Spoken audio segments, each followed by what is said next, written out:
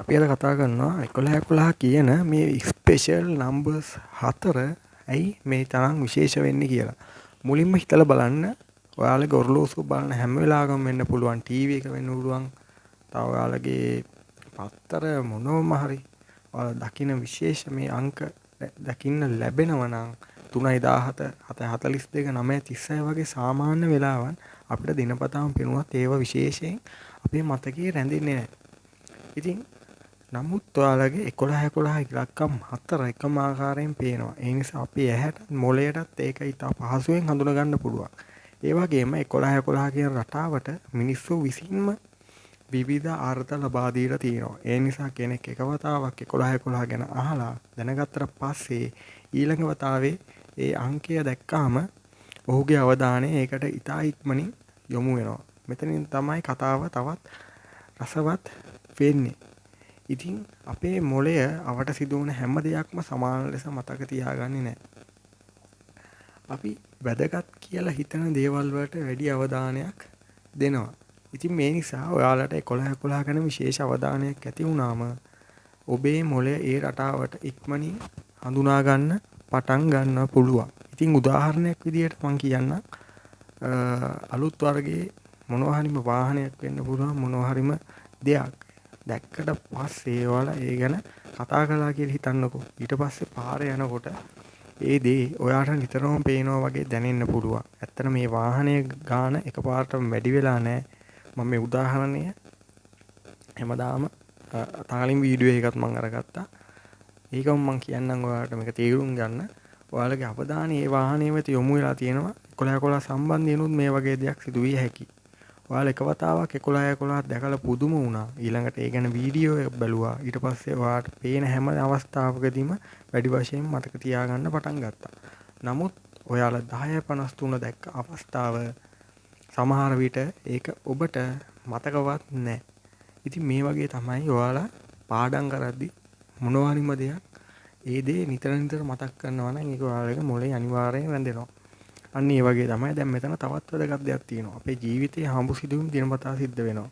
සමහර වෙලාවට සිදුවීම් දෙකක් එකිනෙකට සම්බන්ධ බවක් පේනවා. උදාහරණයක් විදිහට ඔයාලා කෙනෙක් ගැන හිතනවා. ඒ මොහොතේම ඔහුගෙන් කෝල් එකක් එනවා. ඔයාලට ඒක පුදුමයක්. නමුත් දවස පුරා සිදුවන සිදුවීම් අතරින් අපේ මනසට කැපී පේන සිදුවීම් තමයි අපි වැඩිපුරම මතක තියාගන්නේ. 11 අන්න ඒ වගේම වෙන්න පුළුවන්. ඔයාලා දවසකට කීප වතාවක් වෙලාව බලනවා. නමුත් 11 දැක්කාම විතරක් ඔයාට ඒක මතක හිටිනවා. ඒ නිසා මම හැමදාම 11ම දකින්නවා කියන හැඟීම ඇති වෙන්න පුළුවන්.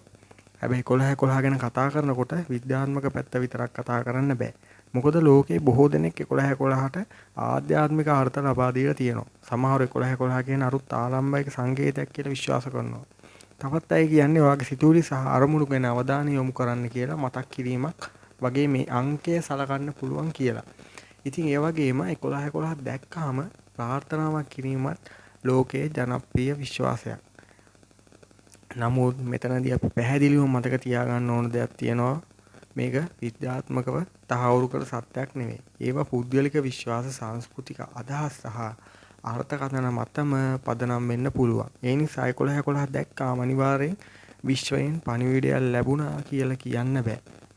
එහෙනම් 11 කියන්නේ කිසිම වටිනාකමක් නැති අංකයක්ද? එහෙමත් කියන්න බෑ. මොකද සමහර වෙලාවට අපි යම් දෙයකට අර්ථයක් තමයි ඒක අපේ ජීවිතයට වැදගත් කරන්නේ. ඉතින් ඒ නිසා ඊළඟ වතාවේ ඔයාලා දැක්කහම බය වෙන්න එපා. ඒ වෙනුවට තප්පර කීපයක් නැවතිලා ඔයාලගෙම ප්‍රශ්න තුනක් අහන්න. දැන් මගේ ජීවිතේ මට වැදගත්ම දේ මොකද්ද? 2 මගේ අරමුණ වෙනුවෙන් මම අද මොනවද කරේ? 3 හෙට මට කරන්න පුළුවන් එක හොඳ දෙයක් මොකද්ද? මේ විදිහට 11 ඔයාලගේ ජීවිතේ කුඩා මතක් කිරීමක් බවට පත් කරගන්න පුළුවන්. ඉතින් අපි දැන් මේ වීඩියෝවේ ප්‍රධාන ප්‍රශ්නයට එමු.